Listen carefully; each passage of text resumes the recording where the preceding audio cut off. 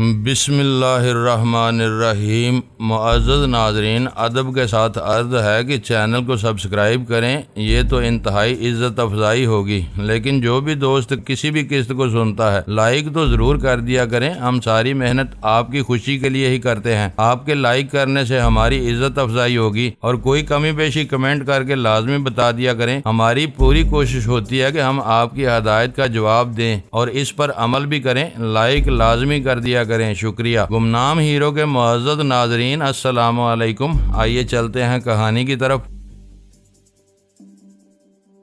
ان تین گاڑیوں میں شراب کی بڑی بڑی پیٹیاں رکھی ہوئی تھیں۔ موسم کے تازہ پھل اور خشک میوے تھے۔ ان کے علاوہ چند نئی رائفلیں، نئے ریوالور، نئے پستول اور 2 کلاشنکوف رائفلیں تھیں۔ رانگا ماما نے کل ہونے والے جشن میں اپنے معزز مہمانوں کو تحفے دینے کے لیے یہ نئے ہتھیار منگوائے تھے۔ کرمداد یہ نہیں جانتا تھا کہ اس لیے ایک ایک گاڑی کے اندر جا کر تمام پیٹیاں کھول کر دیکھتا جا رہا تھا۔ پہلی گاڑی میں موسم کے تازہ پھل اور خشک میوے تھے۔ وہ پیٹیاں کھول کھول کر دیکھتا جا رہا تھا، میوے چکھتا جا رہا تھا اور ایک آدھ کیلا توڑ کر کھاتا جا رہا تھا۔ اس کے بعد اس نے دوسری گاڑی کو چیک کیا، اس کی پیٹیاں کھولی تو ہتھیار برآمد ہونے لگے۔ کسی میں رائفلیں تھی، کسی میں ریوالور وغیرہ تھے اور کسی پیٹی میں ہینڈ گرنیڈ بھرے ہوئے تھے۔ لکڑی کے 2 لمبے بکسوں میں کلاشنکوف رائفلیں تھیں۔ کئی پیٹیاں کارتوسوں سے بھری ہوئی تھی۔ دوسری اور تیسری گاڑی میں یہ سجاوٹ کا سامان بھی تھا، یعنی رنگین جھنڈیاں، رنگین ربن اور کاغذ کے پھول وغیرہ تھے۔ ان کے علاوہ رنگین کمکمے، بلب اور ٹیوب لائٹس وغیرہ تھیں۔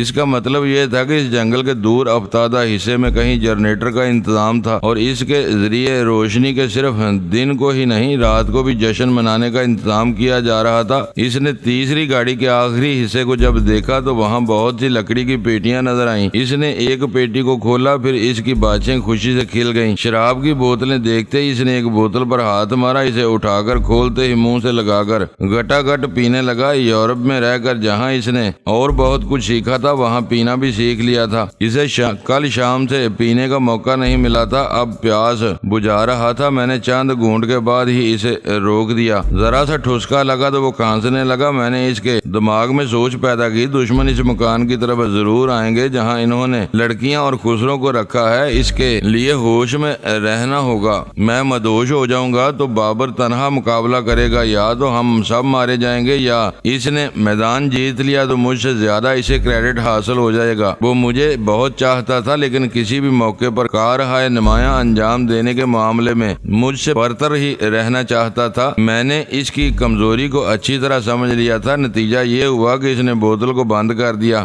دوسری گاڑی سے پھلوں اور میووں کی پیٹیاں اٹھا کر پہلی گاڑی میں رکھی جس میں ہتھیار تھے۔ پھر اس گاڑی کو ڈرائیو کرتا ہوا ہمارے مکان کے پچھواڑے پہنچ گیا۔ گاڑی کی آواز سن کر تقریباً سبھی بیدار ہو گئے تھے۔ یوں بھی وہ سہمے ہوئے تھے، سو رہے تھے، مگر کچی نیند میں تھے۔ حور بانو بھی بیدار ہو گئی۔ اب وہ حیران تھی کہ میری موجودگی میں کیسے سو گئی، جبکہ میں جاگ رہا تھا۔ وہ بیدار ہو کر مجھے نیند کی حالت میں دیکھ رہی تھی۔ اس نے دور ہی سے آواز دے کر مجھے جگانا چاہا، لیکن میں بیدار ہونے کے موڈ میں نہیں تھا۔ اس نے اٹھ کر اپنے بستر کو یوں دیکھا جیسے بستر سے ہی پوچھ رہی ہو کہ اس نے اسے کیسے سلا دیا، جبکہ ایک اجنبی شناسا اس کے قریب ہی جاگ رہا تھا اور اس کے سونے کے بعد بھی شاید پتہ نہیں کب تک جاگتا رہا ہو۔ وہ مجھے دیکھنے لگی، میری شرافت کی قائل ہو کر مجھ سے متاثر ہونے لگی۔ متاثر تو وہ پہلے سے تھی، میرا رنگ کچھ اور چڑھنے لگا۔ پھر وہ خیالات سے چونک گئی۔ دروازے پر دستک ہو رہی تھی، اس نے دروازے کو کھول دیا۔ ریحانہ کے ساتھ کرمداد بھی اندر آیا۔ اس نے مجھے آواز دی، پھر قریب آ کر آہستگی سے جھنجھوڑا۔ میں نے کروٹ لی اور نیند کی حالت میں دوسری طرف منہ پھیر کر سو گیا۔ کرمداد نے کہا، تعجب ہے، جس طرح ہم کھلی فضا میں بے ہوش ہو جانے کی حد تک سوتے رہے، اسی طرح اس پر بے ہوشی طاری ہے۔ اس نے پھر جھنجھوڑا۔ میں کہہ کے رہ گیا، مگر آنکھیں نہیں کھولی۔ میرے سرانے جگ میں پانی رکھا ہوا تھا۔ کرمداد نے ایک چلو لے کر میرے منہ پر چھینٹا مارا۔ میں ہڑبڑا کر اٹھ بیٹھا، بکھلا کر اسے دیکھنے لگا۔ ریحانہ اور حور بانو ہنسنے لگی۔ ریحانہ نے کہا، ہم بالکل ہمارے جیسی نیند سو رہے تھے، جس طرح تم نے پانی کے چھینٹے مارے تھے، اس کا بدلہ تم سے لے لیا گیا ہے، اب ہوش میں آ جاؤ۔ کرمداد نے بہت بڑا مار کا سر کیا ہے، تم نے 5 دشمنوں کو ٹھکانے لگایا تھا، اس نے 6 کو ٹھکانے لگایا ہے۔ میں ان کے ساتھ کمرے سے باہر آیا، کرمداد اپنی کارکردگی کا متعلق تفصیل سے بتا رہا تھا۔ میں اس کی باتیں سنتا ہوا گاڑی کے پاس آیا، اندر رکھی ہوئی تمام چیزوں کو دیکھا، پھر کہا بھائی تم نے تو کمال کر دیا، میری بیداری کے دوران جو 5 دشمن مارے گئے انہوں نے تو ایک دوسرے پر حملے کیے تھے، خود لڑے تھے، خود مر گئے تھے، لیکن تم نے تنہا 6 کو ٹھکانے لگا دیا۔ اس نے میرے شانے پر ہاتھ مار کر کہا یہ تو کچھ بھی نہیں ہے، جب جان پر کھیل جانے کی بات آتی ہے تو میں دشمنوں کی تعداد نہیں دیکھتا، وہ 1 ہوں یا 1 درجن۔ میں نے مسکراتے ہوئے اس کے شانے پر ہاتھ مار کر کہا تم نے 6 مارے ہیں، میں 12 دشمنوں کو ان کے آخری انجام تک پہنچاؤں گا۔ یہ بات ہے؟ ہاں یہی بات ہے، اب فیصلہ کرو ہمیں کیا کرنا ہے، ہم یہ گاڑی لے کر ہائی وے کا راستہ تلاش کریں یا ان ڈاکوؤں کے اڈے تک جائیں؟ حور بانو نے کہا خواہ مخواہ ڈاکوؤں کا مقابلہ کرنے کی کیا ضرورت ہے، ہمیں اپنے راستے لگنا چاہیے۔ حور بانو یہ جو لڑکیاں اس مکان میں قید ہیں یہ تمہاری طرح معصوم ہیں، اپنے والدین کی اولاد ہیں، غربت انہیں ڈاکوؤں کے اڈے پر لے جا رہی ہے، وہاں ان بیچاریوں کے ساتھ جو سلوک ہوگا کیا تمہیں اس کا احساس نہیں؟ حور بانو نے سر کو جھکا لیا۔ ریحانہ نے کہا میں بھی اس بات کی قائل ہوں کہ ہمیں اپنے راستے لگنا چاہیے، لیکن لڑکیوں کو دیکھ کر سوچتی ہوں آخر یہ بے انصافی، یہ ظلم کب تک ہوگا؟ یہ دیہات کی غریب لڑکیاں کب تک جاگیرداروں، بڈیروں اور دوسرے افسروں کی خود غرضیوں کا نشانہ بنتی رہیں گی؟ نہیں بابر، ہم اپنی جان پر کھیل کر ان ظالموں کو ایسا سبق سکھائیں گے کہ یہ پھر کسی غریب اور شریف زادی کو اس کے گھر سے اٹھا لے جانے کی جرت نہیں کر سکیں گے۔ میں نے اور کرمداد نے لکڑی کے لامبے بکس میں سے کلاشنکوف رائفلیں نکالی۔ کرمداد نے کہا اس کا مطلب یہ ہوا کہ بابر 12 مارے گا تو مجھے 24 مارنے ہوں گے۔ میں نے کلاشنکوف رائفل پر ہاتھ مارتے ہوئے کہا ہتھیار صرف مارنے کے لیے نہیں ہوتے، اپنی حفاظت کے لیے بھی ہوتے ہیں اور دشمنوں کو راہ راست پر لانے کے لیے بھی، لہذا ہمیں یہ بات دماغ سے نکال دینا چاہیے کہ کون کتنے دشمنوں کو مارے گا۔ یہ یاد رکھو کہ دشمن وقت آنے پر دوست بھی بن سکتے ہیں، ہمیں سوچ سمجھ کر ان ہتھیاروں کو استعمال کرنا ہے۔ دشمنوں سے دشمنی کرنے یا انہیں دوست بنانے کا انحصار حالات پر ہے۔ ابھی یہ سوچو ان عورتوں اور خسروں کو کس طرح کسی قریبی آبادی تک پہنچایا جائے، اس میں سوچنے کی کیا بات ہے؟ ڈاکوؤں کی گاڑیوں میں ہم ان سب کو یہاں کی کسی قریبی آبادی میں پہنچا دیں گے، اگر وہاں تھانہ ہوا تو پولیس کو بھی مدد حاصل کر لیں گے۔ ریحانہ نے کہا ہم نے ایک پولیس والے کی مدد حاصل کر کے اس کا انجام دیکھ لیا، اس فرد شناس کی وجہ سے ہی ہم اس جنگل میں آ پھنسے ہیں۔ تمام پولیس والے ایک جیسے نہیں ہوتے، ہو سکتا ہے ہمیں کسی قریبی آبادی میں کوئی ایسا افسر مل جائے جو ہمارے ساتھ بھرپور تعاون کرے۔ آخر یہی فیصلہ ہوا، ہم نے تمام عورتوں اور خسروں کو ان گاڑیوں میں بٹھا دیا۔ گاڑیاں ناکافی تھیں، عورتوں کو اندر بٹھایا گیا، خسروں کو چھت پر بیٹھنے کے لیے کہا گیا۔ جنہوں نے انکار کیا انہیں بندوق دکھا کر دھمکی دی کہ چھت پر نہیں بیٹھو گے تو پیدل چلنا پڑے گا یا پھر یہیں چھوڑ دیا جائے گا۔ آخر وہ چھت پر بیٹھنے کے لیے راضی ہو گئے۔ جب ہمارا قافلہ وہاں سے روانہ ہوا تو دن نکلنے ہی والا تھا۔ ہمارے تجربے میں یہ بات تھی کہ پولیس والوں سے دھوکہ بھی ہو سکتا ہے، اگر انہوں نے تمام ہتھیاروں اور پر قبضہ جما لیا اور ہمیں ایک بھی ہتھیار رکھنے کی اجازت نہ دی تو وہ قانوناً درست ہوں گے، لیکن ہم مصیبت میں گرفتار ہو جائیں گے۔ یہ سوچ کر میں نے اور کرمداد نے راستے میں گاڑی روکی، کلاشنکوف رائفلوں کو ان کے لکڑی کے بکسوں میں رکھا اور رائفلوں میں استعمال ہونے والی گولیوں کی 2 پیٹیاں بھی ساتھ لے کر راستے سے کچھ دور ہٹ کر چاقوؤں سے گڑھا کھود کے اس میں وہ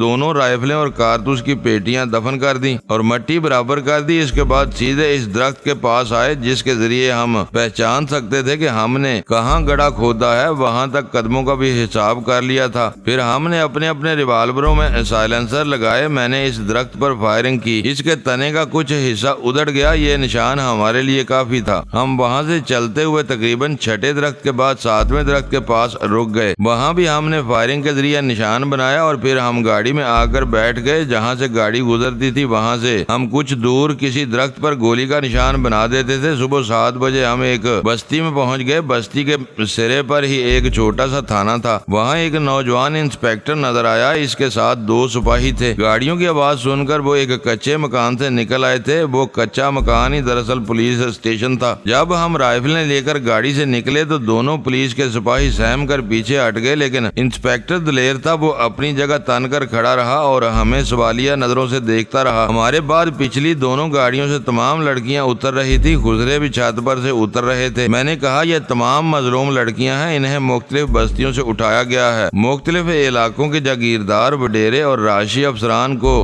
डाकू रंगा मामा को खुश करने के लिए इस किस्म के तोहफे बेचते रहते हैं। लड़कियों ने हमारी तायद में बयान दिया। मैंने और करमदाद ने अपनी अपनी राइफलें इस पुलिस इंस्पेक्टर के सामने फेंक दी और कहा इस गाड़ी में ऐसे बहुत से हथियार और कारतूसों की पेटियां हैं, हैंड ग्रेनेड वगैरह भी हैं। हम ये सब आपके हवाले करते हैं, आप इन्हें संभाल लें। इसने दोनों राइफलें लेते हुए कहा मुझे खुशी है कि आप कानून का एहतराम कर रहे हैं। मैं आपके साथ भरपूर तावन करूंगा और कानून तोड़ने वाले अफराद का मुहासबा भी करूंगा। इसने हमसे गाड़ी की चाबियां ली, गाड़ी को लॉक किया, फिर हमारे साथ थाने में आकर बैठ गया। वहाँ सिर्फ एक मेज और एक कुर्सी थी, बाकी चारपाइयां बिछी हुई थी। इसने बेबसी से कहा मुझे अफसोस है, आप लोगों को बिठाने के लिए कुर्सियां नहीं है। यहाँ बस्ती वालों के पास भी कुर्सियां नहीं होती, लकड़ी की चौकियां और चारपाइयां होती हैं। मैंने पूछा आपके पास सिर्फ 2 ही सिपाही हैं? 4 हैं, 2 रात को ड्यूटी देते हैं, वो अभी सो रहे हैं और ये 2 मेरे साथ हैं। आप इस खतरनाक इलाके में सिर्फ 4 सिपाहियों के साथ डाकुओं से किस तरह निमट देते हैं? मुझे यहाँ आए हुए सिर्फ 2 दिन हुए हैं। मैं सखर का रहने वाला हूँ। सखर यहाँ से 50 मील के फासले पर है। मैं वहाँ सब इंस्पेक्टर था। अब से 2 हफ्ते पहले मैंने एक बहुत ही खतरनाक मुजरिम को गिरफ्तार किया था। एक अफसर ने मुझे मशवरा दिया था कि मैं इसे फरार होने का मौका दे दूं। मैंने इनकार किया। फिर मुझसे कहा गया कि इसके खिलाफ FIR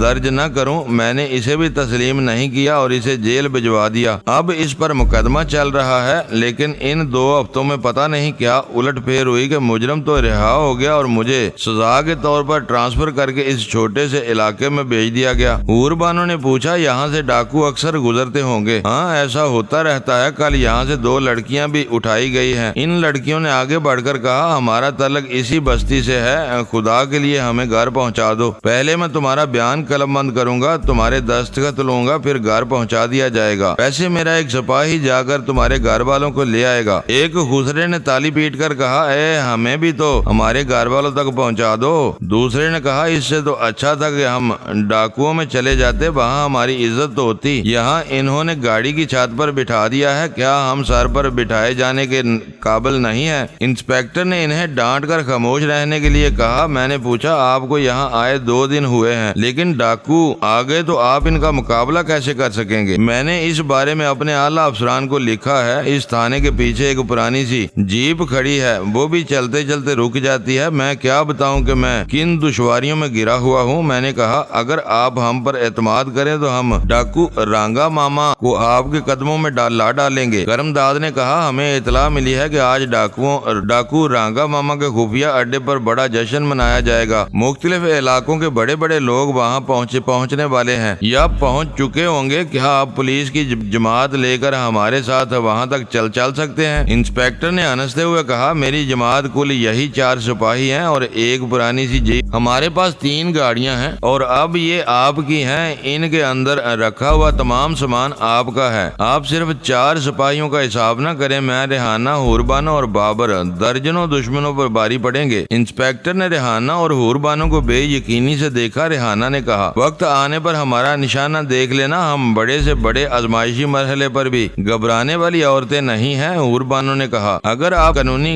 कार्रवाई करेंगे और अपने आला अफसरान से इजाजत लेना चाहेंगे तो जश्न का दिन गुजर जाएगा। बहुत सी मुअज़्ज़ज़ शख्सियतें जो आज का दिन और आज की रात जंगल में मंगल मनाने के लिए आ रही हैं, वो कल सुबह तक चली जाएंगी। लिहाजा आप हम पर एतमाद करें, हमारे साथ चलें। हम चाहते हैं कामयाबी का सेहरा आपके सर रहे, आपकी तरक्की हो और आपको इस छोटे से इलाके से फिर ट्रांसफर करके बड़े शहर में पहुंचा दिया जाए। हमने वहां पहुंचते ही जिस अंदाज में हथियार इंस्पेक्टर के सुपुर्द करके वो गाड़ियां इसके हवाले की थीं, इस बात ने इसे मुतासर किया था। वरना हम चाहते तो इंस्पेक्टर और दोनों सिपाहियों को वहीं खत्म कर सकते थे, लेकिन वो समझ गया था कि हम कानून का एहतराम करते हैं। इसने कहा मैं कानून पसंद लोगों का साथ देता हूँ, तुम दोनों पर भी एतमाद करता हूँ। इतने में बस्ती के बहुत से लोग वहाँ जमा हो गए। इंस्पेक्टर ने कहा ये तमाम लड़कियाँ दूसरे इलाकों से ताल्लुक रखती हैं। मैं आप सब से दरख्वास्त करता हूँ कि इन्हें इनकी बस्तियों तक पहुँचाने में हमारा साथ दें। मेरे पास ज्यादा वक्त नहीं है। मैं डाकुओं की सरकोबी के लिए इन मुहब्बे वतन अफराद के साथ जा रहा हूँ। मैं चाहता हूँ कि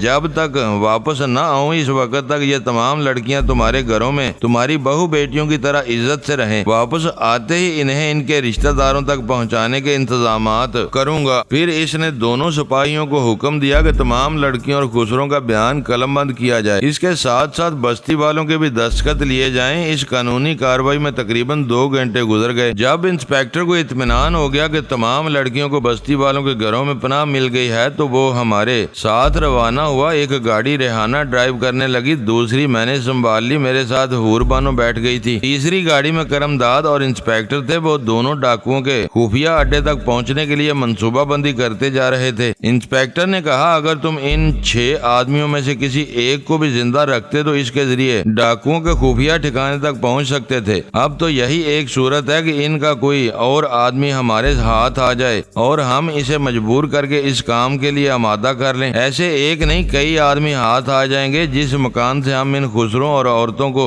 لے کر آپ کے پاس پہنچے ہیں، اس مکان کو خالی دیکھ کر دشمن کے آدمی ضرور ہمیں تلاش کریں گے۔ وہ مکان ان ڈاکوؤں کے لیے ایک سرائے کی طرح ہے، یقیناً وہاں کچھ لوگ موجود ہوں گے۔ کرمداد کا خیال درست ثابت ہوا۔ جب ہم اس مکان پر پہنچے تو وہاں 10 مسلح ڈاکو نظر آئے۔ ان سے زبردست مقابلہ ہوا جس کے نتیجے میں صرف 2 بچ سکے۔ ان دونوں میں سے ایک میرا تابع دار تھا، اس نے مجھے دیکھا تو ڈاکو رانگا ماما کے خفیہ اڈے تک ہماری رہنمائی کے لیے آمادہ ہو گیا۔ انسپیکٹر نے اس سے کہا میں قانون کا محافظ ہوں، میرا نام علی مختار میمن ہے، میں جو وعدہ کرتا ہوں اسے پورا بھی کرتا ہوں۔ اگر تم نے ہمارے ساتھ دھوکہ نہ کیا اور اس خفیہ اڈے تک پہنچا دیا تو میں تمہیں سلطانی گواہ بنا کر سزا سے بچا لوں گا۔ میں نے اس تابع دار کو اتنا موقع نہیں دیا تھا کہ وہ انسپیکٹر علی مختار میمن اور کرمداد سے میری غیر معمولی صلاحیتوں کا ذکر کر سکتا۔ میں نے موقع پا کر تنہائی میں اسے سمجھا دیا تھا خبردار میرے آدمیوں سے بھی یہ نہ کہنا کہ میری کسی صلاحیت کے باعث وہ 5 مارے گئے تھے۔ اس نے ہاتھ جوڑ کر کہا میری کیا مجال ہے، میں آپ کے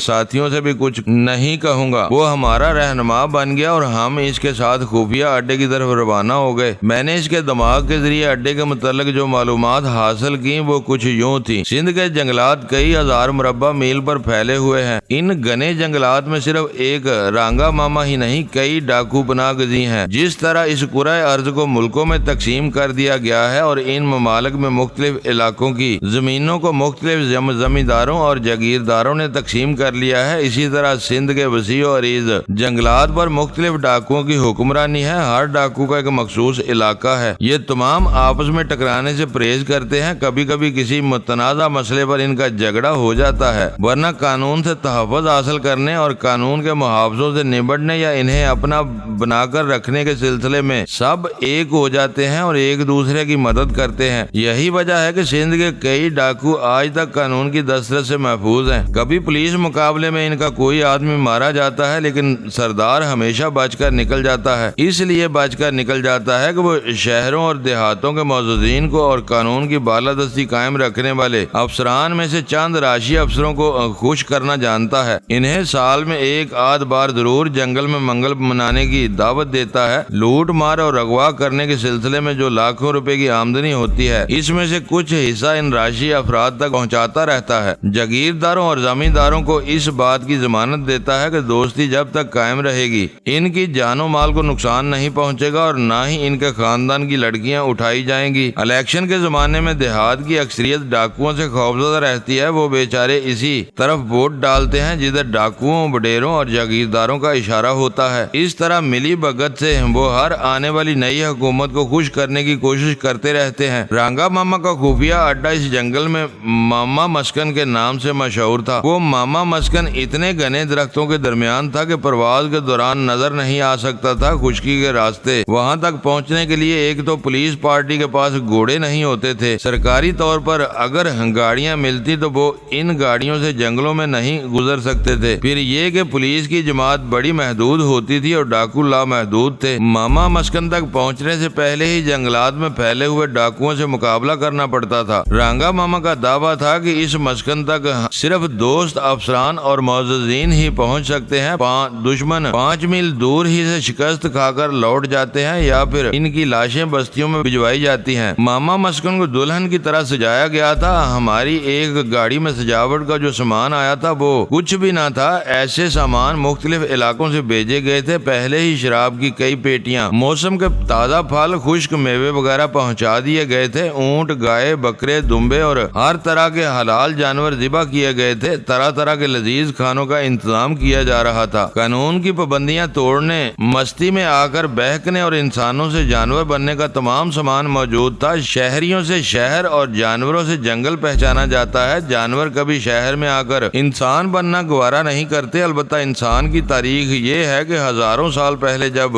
وہ مہذب نہیں تھا تو جانوروں جیسی زندگی گزارتا تھا۔ آج بھی ہمارے درمیان ایسے انسان موجود ہیں جو جنگلوں میں جا کر اپنے اسلاف کے کارنامے دہراتے ہوئے اور فخر محسوس کرتے ہیں۔ ماما مسکن سے تقریباً 10 میل پہلے ہمیں اپنی اپنی گاڑیوں سے اترنا پڑا۔ آگے دشوار گزار راستہ تھا، وہاں سے یہ گاڑیاں نہیں گزر سکتی تھیں۔ میں نے اور کرم داد نے وہ دونوں کلاشنکوف رائفلیں نکال لی تھی جنہیں ہم نے چھپا کر رکھا تھا۔ اس کے علاوہ ہم سب کے پاس ریوالور تھے جن میں سائلنسر لگے ہوئے تھے۔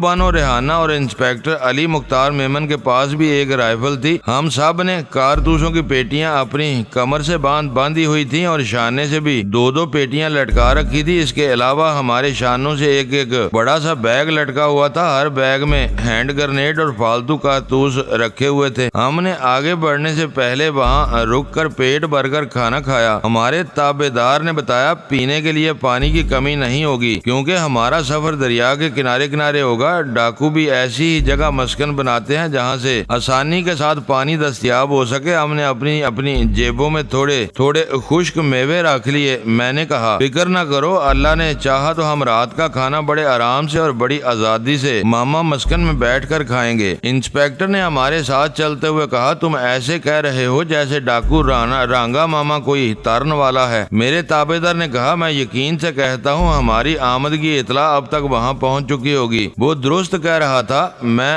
آخری مقابلے میں بچنے والے 2 افراد میں سے ایک میرا تابع دار تھا جو اس وقت ہمارے ساتھ تھا۔ دوسرا فرار ہو کر رانگا ماما کے پاس پہنچ چکا تھا۔ میں اسی کے دماغ کے ذریعے وہاں کے حالات معلوم کر رہا تھا۔ اس نے ہمارے متعلق تفصیل سے سب کچھ بتا دیا تھا۔ رانگا ماما نے غصے سے کہا پہلے ہمارے 5 آدمی مارے گئے، پھر انہوں نے ان 6 آدمیوں کو مار ڈالا جو ہمارے لیے سامان لا رہے تھے۔ اس کے بعد اس مکان میں 10 آدمی گئے تھے جس میں سے 8 ختم ہو گئے۔ ایک بھاگ کر یہاں آیا، دوسرا ان کی گرفت میں ہے۔ اس وقت تک رانگا ماما کے معزز مہمان پہنچ چکے تھے۔ ان میں ایک بڑا پولیس آفیسر تھا، دوسرا سائنس راج آدم تھا۔ اس کی طرح دوسرے وڈیرے اور جاگیردار بھی جو مختلف علاقوں سے آئے تھے۔ جمال احمد جسکانی کا انتظار کیا جا رہا تھا۔ رانگا ماما نے انہیں مخاطب کرتے ہوئے کہا مجھے جمال احمد جسکانی نے اطلاع دی تھی کہ بابر نامی ایک نوجوان نے ان کے درمیان پہنچ کر دھوکہ دیا۔ ان کے ایک آدمی کرم داد کو باغی بنا دیا۔ وہ ریحانہ اور حور بانو نامی عورتوں کے ساتھ یا تو کراچی شہر میں کہیں چھپے ہوئے ہیں یا کہیں دوسری جگہ پناہ لینے گئے ہیں۔ اگر وہ ہائی وے سے سفر کر رہے ہوں تو راستے کے ہر شہر اور پولیس چوکی میں انہیں روکا جائے، انہیں ٹریپ کر کے میرے پاس پہنچایا جائے تاکہ آج جشن کے موقع پر سب کے سامنے ان غداروں اور دشمنوں کو عبرتناک سزا دی جا سکے۔ سائنس راج آدم نے کہا رانگا ہم نے تو اپنا کام کر دیا، انہیں جنگلوں میں بٹکا دیا۔ اب یہ تمہارے آدمیوں کا کام تھا کہ انہیں تمہارے پاس لے آتے، لیکن وہ اپنی نااہلی کی وجہ سے مارے گئے۔ رانگا ماما نے ہاتھ ہلا کر کہا نہیں میرے لوگ نااہل نہیں ہیں، دشمن زیادہ چالاک ہیں۔ انہوں نے TT سینٹر میں رہ کر سائنسی حربے اور دماغی ہتھکنڈے سیکھے ہیں۔ وہ کس انداز میں حملہ کرتے ہیں، کس طرح چالیں چلتے ہیں، یہ جنگلوں میں رہنے والے سمجھ نہیں پاتے۔ اگر میرے اس آدمی کی اطلاع درست ہے کہ وہ انسپیکٹر علی مختار میمن کے ساتھ میرے مسکن کی طرف آ رہے ہیں تو پھر وہ اپنے پیروں سے چل کر واپس نہیں جا سکیں گے۔ انہوں نے میرے 19 آدمی مارے ہیں، میں انہیں اتنے زخم پہنچاؤں گا کہ وہ 19 کی گنتی ہمیشہ کے لیے بھول جائیں گے۔ تمام مہمان آرام دہ کرسیوں پر بیٹھے ہوئے تھے، یعنی جنگل میں کرسیاں بھی مہیا کی گئی تھیں۔ وہ گھنے درختوں کے سائے میں تھے، ان کے آس پاس عورتیں ہی عورتیں تھیں۔ انہیں کسی چیز کی ضرورت ہوتی تو عورتیں خدمت گزاری کے لیے حاضر ہو جاتی تھیں۔ رانگا ماما نے کہا اگر وہ TT سینٹر سے استادوں کے استاد بن کر آئے ہیں تو میرا دوست جمال احمد جسکانی بھی کم نہیں ہے، وہ بھی مانا ہوا فائٹر اور حاضر دماغ ہے، لوہا لوہے کو کاٹتا ہے، میرا دوست انہیں کاٹ کر رکھ دے گا۔ سائنس راج آدم نے کہا ہمیں تمہاری بات کا یقین ہے، جسکانی صاحب ان چاروں کو عبرتناک سزا دیں گے اور یہاں سے زندہ واپس نہیں جانے دیں گے، لیکن اس انسپیکٹر علی مختار میمن کا کیا ہوگا؟ اگر وہ زندہ سلامت واپس جائے گا تو ہم سب کے خلاف قانونی کارروائی کرے گا۔ پولیس آفیسر نے ہنستے ہوئے کہا بھائی اس کی فکر نہ کرو، میں کوئی معمولی افسر نہیں ہوں۔ میری ڈانٹ سنتے ہوتے ہی اس کے ہاتھ سے بندوق گر جائے گی۔ اس بات پر سب کہے لگانے لگے۔ میں آگے خیال خوانی نہ کر سکا۔ ہم جنگل کے جس حصے سے گزر رہے تھے وہاں خطرہ محسوس ہو رہا تھا۔ میں دماغی طور پر حاضر ہو گیا۔ ہمارے چاروں طرف گھنے درخت تھے، دور تک راستہ دکھائی نہیں دیتا تھا، یوں لگتا تھا جیسے ہری بھری جھاڑیوں سے آگے راستہ ختم ہو گیا ہے۔ جب ہم وہاں پہنچے تو پتا چلا کہ راستہ دوسری طرف سے ہے۔ وہاں اتنی گہری خاموشی تھی کہ ہمیں اپنے قدموں کی چاپ کے سوا کوئی آواز سنائی نہ دیتی تھی۔ اچانک ہمیں کچھ لوگوں کے چلنے کی آوازیں سنائی دی۔ ہم چلتے چلتے رک گئے۔ ہمارے رکتے ہی وہ آوازیں بھی رک گئیں۔ ہم 2 قدم آگے بڑھے، پھر آوازیں سنائی دی۔ وہ آوازیں پھر چند لمحوں کے بعد ختم ہو گئی۔ ہمیں یقین ہو گیا کہ ہمارے دائیں اور بائیں طرف دشمن موجود ہیں جو ہمارے ساتھ ساتھ چل رہے ہیں۔ ہم رکتے ہیں تو وہ بھی رک جاتے ہیں۔ میں نے اور کرم داد نے ایک دوسرے کو گہری نظروں سے دیکھا۔ میں نے انسپیکٹر کے کان میں کہا، آپ ہماری عورتوں کے ساتھ آگے چلتے رہیں، ہم آپ سے بعد میں آ کر ملیں گے۔ انسپیکٹر نے پوچھا، کہاں جانا چاہتے ہو؟ ہم اس طرح جائیں گے کہ ہمارے قدموں کی آواز سنائی نہ دے گی۔ وہ تینوں پھر چلنے لگے۔ میں اور کرم داد زمین پر اوندے لیٹ گئے تھے۔ ہمیں اپنے لوگوں کے ساتھ دوسروں کے بیچ چلنے کی آوازیں سنائی دے رہی تھی۔ وہ دوسرے کتنی دور ہیں اس کا اندازہ مشکل تھا۔ ہم دونوں 2 سمتوں میں رینگتے ہوئے بڑھنے لگے۔ انسپیکٹر نے ذرا رک کر ہمیں حیرانی سے دیکھا۔ وہ سوچ رہا تھا، ان دونوں نے غضب کی ٹریننگ حاصل کی ہے۔ میں شہروں میں ڈیوٹی دینے والا ایک پولیس افسر ہوں، جنگلوں میں ان کی طرح سانپ کی مانند رینگتا ہوا نہیں جا سکتا۔ وہ حوربان اور ریحانہ کے ساتھ چلنے لگا۔ ہم تیزی سے رینگتے ہوئے آگے بڑھتے رہے۔ میں کبھی کبھی کرم داد کے دماغ میں جھانک کر دیکھتا تھا، پھر آگے بڑھ جاتا تھا۔ ہم جس قدر بڑھتے جا رہے تھے قدموں کی آوازیں ہمارے قریب ہوتی جا رہی تھی۔ پھر میں نے دشمنوں کو دیکھ لیا۔ وہ 7 تھے، ان میں سے 2 آگے کی طرف دیکھتے جا رہے تھے، 2 دائیں اور بائیں دیکھتے ہوئے چل رہے تھے۔ ان کے پیچھے 2 مسلح جوان پیچھے کی طرف دیکھتے ہوئے الٹے قدموں چل رہے تھے۔ 7واں سب سے آگے تھا۔ وہ چاروں طرف دیکھتا ہوا محتاط انداز میں آگے بڑھتا جا رہا تھا۔ وہ جان بوجھ کر زمین پر پاؤں مارتے جا رہے تھے تاکہ ہمیں ان کے قدموں کی دمک دور تک سنائی دے۔ میں ایک درخت کی آڑ میں تھا، وہ مجھے نہیں دیکھ سکتے تھے۔ اسی طرح کرم داد بھی ایک ٹیلے کے پیچھے چھپ گیا تھا اور ایسے ہی 7 دشمنوں کو دیکھ رہا تھا۔ وہ 7 بھی اسی انداز میں پاؤں پٹکتے ہوئے چل رہے تھے۔ اس نے اپنی کلاشنکوف رائفل سنبھالی، ایک ہاتھ بیگ میں ڈال کر ایک ہینڈ گرنیڈ نکالا۔ اس کا ارادہ تھا پہلے ایک ہینڈ گرنیڈ سے دھماکہ کرے گا، اس کے بعد بھگدڑ مچے گی تو ہوا تڑا تڑ فائرنگ شروع کر دے گا۔ میں بھی وہی کرنا چاہتا تھا جو وہ کرنے والا تھا تاکہ دونوں کا عمل ایک ساتھ شروع ہو اور ایک جیسا حملہ ہو۔ میں نے بھی کلاشنکوف رائفل سنبھال لی تھی، ہاتھ میں ہینڈ گرنیڈ تھا۔ چند لمحوں تک میں اس کے خیالات پڑھتا رہا۔ جیسے ہی اس نے اپنے منہ سے ہینڈ گرنیڈ کی چابی کھینچی میں نے بھی وہی کیا۔ پھر ہم نے ایک ساتھ اسے دشمنوں کی طرف پھینکا، ایک ساتھ دھماکے ہوئے اور بھگدڑ مچ گئی۔ ادھر بھی تڑا تڑ فائرنگ ہو رہی تھی، ادھر بھی فائرنگ جاری تھی۔ یہ ایک جیسا عمل دونوں طرف کے دشمنوں کو بکھلا دینے کے لیے کافی تھا۔ ان میں سے 2-4 اپنی جان بچا کر بھاگنے میں کامیاب ہو سکے تھے، باقی زمین بوس ہو گئے تھے اور اسی زمین پر بے جان پڑے تھے جس پر ابھی پاؤں پٹک پٹک کر چل رہے تھے۔ جو زندہ بچ گئے تھے مجھے ان کے خیالات پڑھنے کا موقع نہیں ملا تھا۔ میں سمجھ نہیں سکتا تھا کہ آئندہ وہ کیا کرنے والے ہیں۔ میں اور کرم داد پھر انسپیکٹر ریحانہ اور قربانوں کے ساتھ آ کر مل گئے، ان کے ساتھ چلنے لگے۔ انسپیکٹر نے کہا، بھائی بڑے زبردست دھماکے اور فائرنگ ہو رہی تھی، آخر دشمن کتنے تھے؟ کل ملا کر 14 تھے، شاید 2 یا 3 فرار ہونے میں کامیاب ہو سکے ہیں۔ انسپیکٹر نے کہا، میں اکثر سوچتا تھا کہ بے ایمان اور رشوت خور افسروں کے درمیان رہ کر کبھی قانون کے کام نہیں آ سکوں گا۔ اگر نہ آ سکا تو مجرموں سے لڑتے ہوئے جان دے دوں گا۔ قانون کی بالادستی قائم رکھنے والے محکمے میں ایسا ریکارڈ بھی ہونا چاہیے کہ کسی نے قانون کی خاطر مجرموں سے لڑتے ہوئے جان دے دی، لیکن تم دونوں کی موجودگی میں میری یہ خواہش پوری نہیں ہو سکے گی۔ میں جان نہیں دے سکوں گا۔ تم دونوں درجنوں پر باری ہو، میں درجنوں پر نہ صحیح 2-4 پر تو ضرور باری ہوں گا۔ اس طرح مجھے یقین ہے کہ فتح ہماری ہوگی۔ ہم آگے بڑھتے رہے۔ اب ہمیں نہ تو قدموں کی آوازیں سنائی دے رہی تھی، نہ کسی خطرے کا احساس ہو رہا تھا۔ دشمنوں کا دور دور تک پتہ نہ تھا۔ تھوڑی دیر بعد میں نے رانگا ماما کے دماغ میں جھانک کر دیکھا۔ اسی وقت ایک شخص یہ منحوس خبر لے کر پہنچا تھا کہ اس کے مزید 11 آدمی مارے گئے ہیں۔ رانگا ماما نے اپنی گھنی داڑھی پر ہاتھ پھیرتے ہوئے گررا کر کہا، میرے پاس کل 52 آدمی تھے۔ میں فخر سے کہا کرتا تھا، میرے پاس تاش کے 52 پتے ہیں اور ہر پتا ترب کا پتا ہے۔ آج 30 پتے کم ہو چکے ہیں۔ میں کبھی سوچ بھی نہیں سکتا تھا کہ 2-4 بدماش میرے لیے اتنی بڑی تباہی کا سبب بنے گے، میں ان میں سے کسی کو زندہ نہیں چھوڑوں گا۔ اس کی بات ختم ہوتے ہی گھوڑوں کی ٹاپیں سنائی دی۔ ایک شخص گھوڑے کو دوڑاتا ہوا قریب آ رہا تھا، پھر اس نے رانگا ماما کے سامنے تقریباً 10 گز کے فاصلے پر رک کر گھوڑے سے اترتے ہوئے کہا، سردار جسکانی صاحب تشریف لا رہے ہیں۔ رانگا ماما نے اپنے سینے پر ہاتھ مارتے ہوئے خوش ہو کر کہا، آ گیا میرا یار، میں دیکھتا ہوں یہ بدماش کس طرح زندہ سلامت جا سکیں گے۔ آؤ دوستو، ہمیں جسکانی کے استقبال کے لیے آگے بڑھنا چاہیے۔ آنے والے قاصد نے کہا، لیکن سردار وہ ادھر نہیں آ رہے ہیں۔ جب انہیں پتا چلا کہ بابر اور کرم داد آپ کو بہت نقصان پہنچا رہے ہیں تو انہوں نے اپنا راستہ بدل دیا۔ مجھے حکم دیا کہ اپنے سردار سے جا کر کہوں جمال احمد جسکانی خوش قدم ہے، وہ تمہارے سردار کے لیے خوشیاں لے کر آئے گا۔ میں جب دشمنوں کو پیش کروں گا تو ان کے شانوں پر سر نہیں ہوں گے،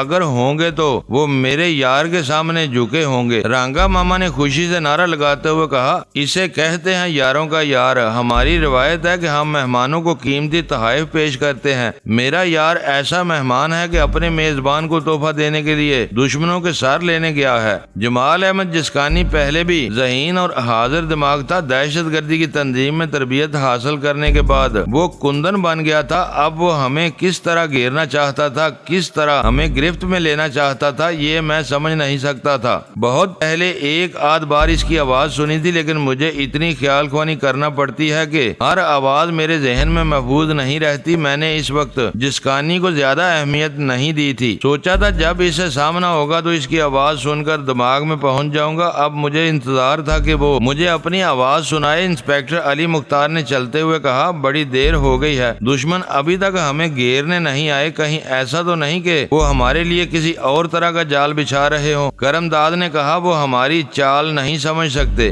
ہم ان کی چالوں کو سمجھ نہیں پائیں گے۔ فرحاد اور رسونتی کی ٹیلی پیتھی کے متعلق بہت کچھ سنا ہے، کاش تھوڑی دیر کے لیے مجھے خیال خوانی آ جاتی تو میں دشمنوں کو سمجھ کر فوراً جوابی کارروائی شروع کر دیتا۔ وہ چند لمحوں کے لیے خاموش ہوا، پھر کہنے لگا، لیکن جو مزہ تجسس میں ہے وہ خیال خوانی میں نہیں ہے۔ میں ان سے بے خبر ہوں، تجسس میں مبتلا ہوں، ہر قدم پر ایک نیا خطرہ محسوس ہوتا ہے تو بڑا مزہ آتا ہے۔ ایسے میں دشمنوں سے لڑنا، اندھی چالیں چلنا اور پھر مردانگی دکھاتے ہوئے کامیابی حاصل کرنا بڑی بات ہے۔ یہ فرحاد اور رسونتی کیا بیچتے ہوں گے، میں اسے نہیں بتا سکتا تھا کہ ہم کیا بیچتے ہیں۔ ہم بھی اکثر ایسے حالات سے گزرتے ہیں جہاں ہماری خیال خوانی کی صلاحیتیں بے بس ہو جاتی ہیں۔ اس وقت بھی میں جمال احمد جسکانی کے سامنے بے بس تھا، سمجھ نہیں سکتا تھا کہ وہ کیسی چالیں چلنے والا ہے۔ ہم چلتے چلتے ٹھٹک گئے۔ ہمارے سامنے بہت دور آگ کا ایک شعلہ دکھائی دے رہا تھا، پھر دوسرا شعلہ دکھائی دیا، پھر تیسرا، چوتھا اور پانچواں، یعنی دن کے وقت 5 مشلیں روشن تھی۔ وہ تعداد میں 5 تھے اور اپنے اپنے ہاتھ میں مشل لیے ہوئے گھوڑے کی پشت پر سوار تھے۔ ان میں سے 4 کے ہاتھوں میں رافلیں تھی اور 5واں سوار